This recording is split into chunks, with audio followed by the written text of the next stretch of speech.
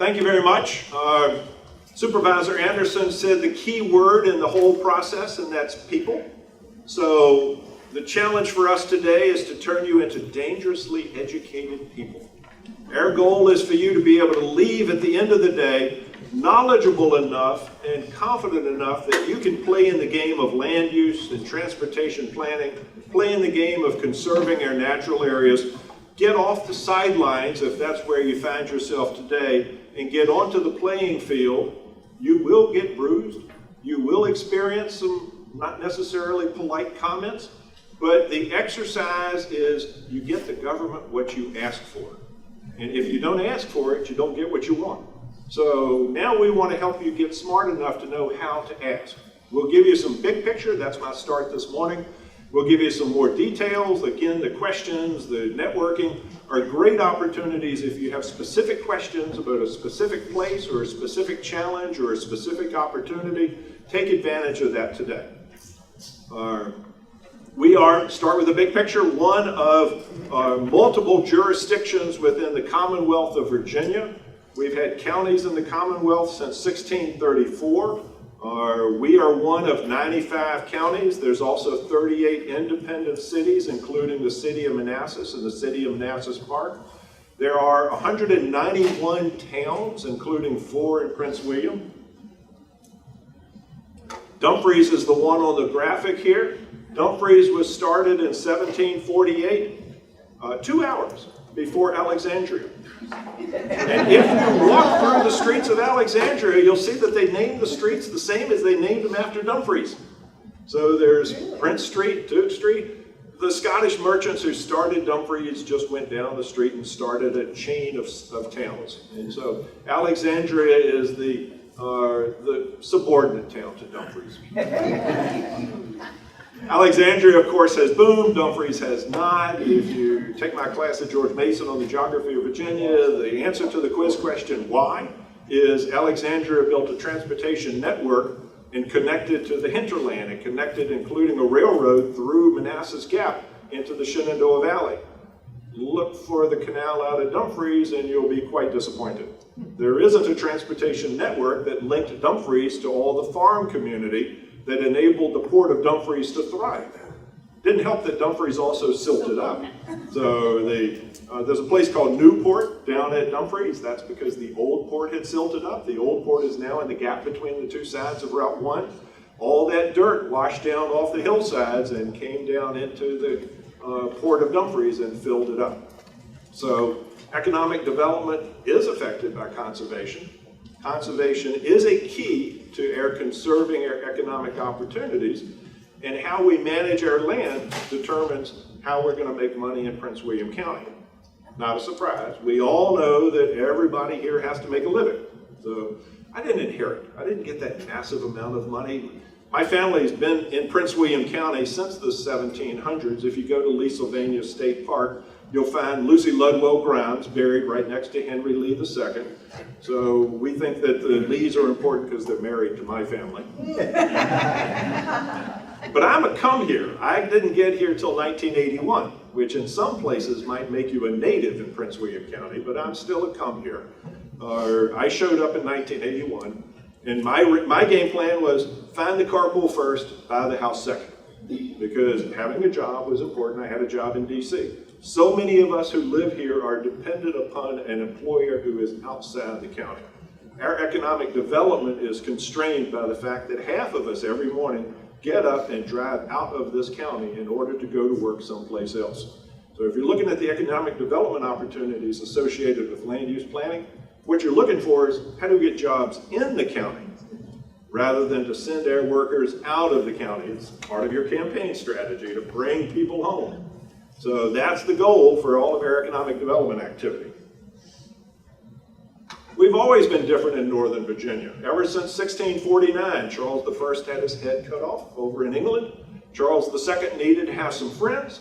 Charles II said, what have I got to get friends? I'm going to give away a bunch of land over there in that colony that I've never been to, don't plan to go to, and don't care a whole lot about. So he gave away a whole bunch of land to his friends and allies. He was in France at the time, but he ended up being King Charles II. And ultimately, the Culpepers and then finally Lord Fairfax acquired the rights to all of that grant. So between the head springs of the Potomac and the head springs of the Rappahannock, 5.2 million acres is part of the Fairfax grant. And the Fairfax grant issued land grants separately from the colony down in Jamestown and later Williamsburg. So that Fairfax grant has always been separate land use management than Northern Virginia, than the rest of Virginia. Roving the rest of it. Here's our pattern of population growth in Prince William County. This comes off of the demographics website that Prince William County has. If you haven't visited, I encourage you to go visit the county's website and get the story of how our people have changed over time and who are our people today. In order to know how to engage with other people in order to shape the decision process, it helps to have a clue who are those other people. And our population has been changing substantially. If you go back to 1950, we had essentially the same population as we had in the 1830s. What happened in 1950? What made things change? The answer is transportation. Our land use is driven by air transportation. People didn't build houses and then build the Shirley Highway. They built the Shirley Highway, now Interstate 95, in order to provide a cut-through to get to DC and the Pentagon.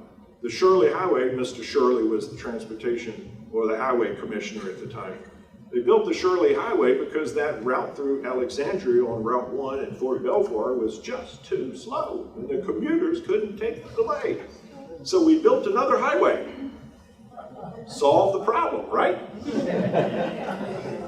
So when we built Shirley Highway, Mr. Hilton said, I think I'll build Marumsco Woods. So that's one of our first developments in Prince William County. Historic Prince William is here today. They're giving out some history material. I encourage you, if you want to come to the next Historic Prince William meeting, where one of our county staff is going to be talking about subdivision development and how we have evolved since the 1950s. Bill, when is the next Historic Prince William meeting? Third Thursday in May, right? We think it's the third Thursday in May. Harass Bill Olson in the back during the break and ask him when it is. Our expectation is that if you understand how subdivisions have developed since the 1950s, you might be able to predict how things will change out in the future. So we encourage you to pay attention to the past and decide if that's the pattern you like, or do you want to redirect the pattern for the future.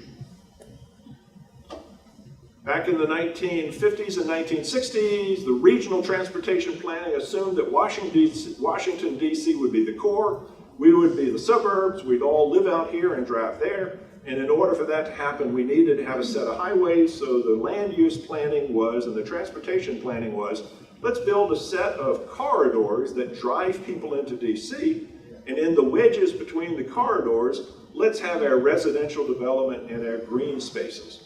So the wedges and corridors plan was the top-down decision process that determined how we would grow.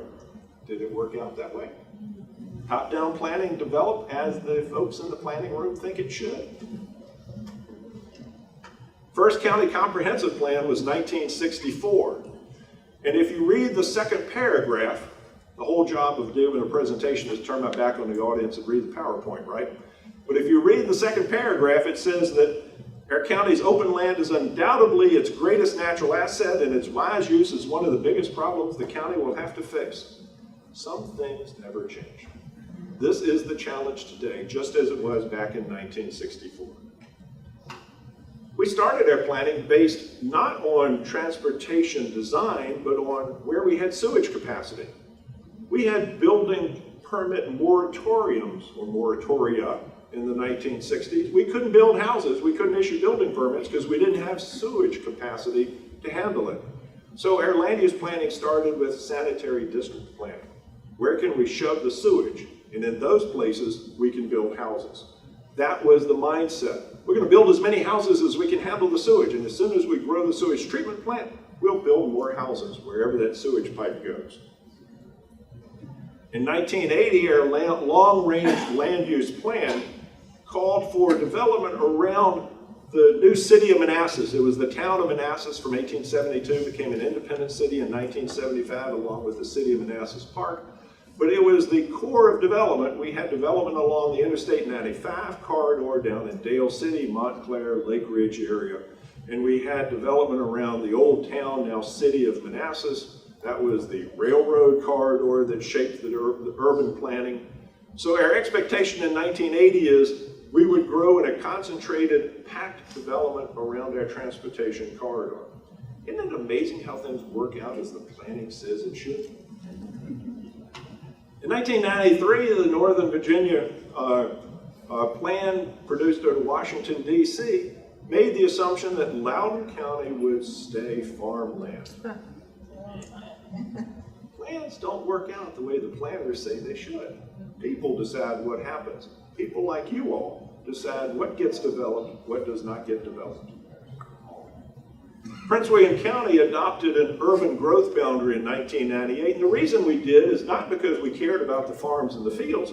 We adopted the urban growth boundary, set aside a development area where we are today in a rural area out in the area from Quantico and a crescent around to Loudoun County.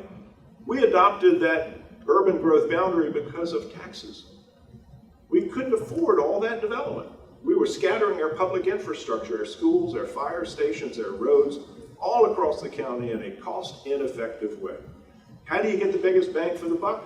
You focus and you concentrate your development in the development area, and you allow a special rural area to maintain its unique character, and you save a lot of money by not scattering sprawl development out in the rural area. The folks who voted on the Board of County Supervisors for this urban growth boundary, the ones who were in favor of it were here in the development area, not the folks out in the rural area. So you will discover that taxes are a key reason for land use planning. If you like high taxes, scatter sprawl everywhere. If you really like low property taxes, get the biggest bang for your buck by concentrating your development. Maybe the planners can't get everybody to build right there on the transportation corridor as they designed on the map, but there is a lot of logic behind the rationale of concentrate development in an area where you can provide cost-effective services. We're now updating the 2008 comprehensive plan. There's an infrastructure plan, which is a key component of that. We have level of service standards. And then underneath that, our zoning is theoretically driven by our planning. Capital improvement program is driven by our infrastructure planning, particularly our schools development planning and our road development planning. And of course, every year we have to set a tax rate and determine the budget. So if you pay attention to taxes, if you live here and you pay taxes, you really want to be paying attention to the planning process, because that determines how your taxes will change 10, 15 years from now. County's not always consistent with its planning. We play games. It's difficult to do business in Prince William County because we don't follow our plan. Avondale, a development on Route 28, is a good example of that. We had an urban growth boundary along Vent Hill Road. We had a parcel zoned for 12 houses. They got it rezoned for 295 houses. You can imagine the value added by that rezoning.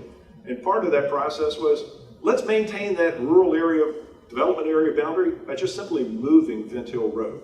So if you go down Route 28, you can see that we moved the goalpost. You don't need to get a touchdown by crossing the goal line. You only need to get to the 30-yard line, and you've now scored a touchdown. We put in public infrastructure where we said we would not, like Patriot High School.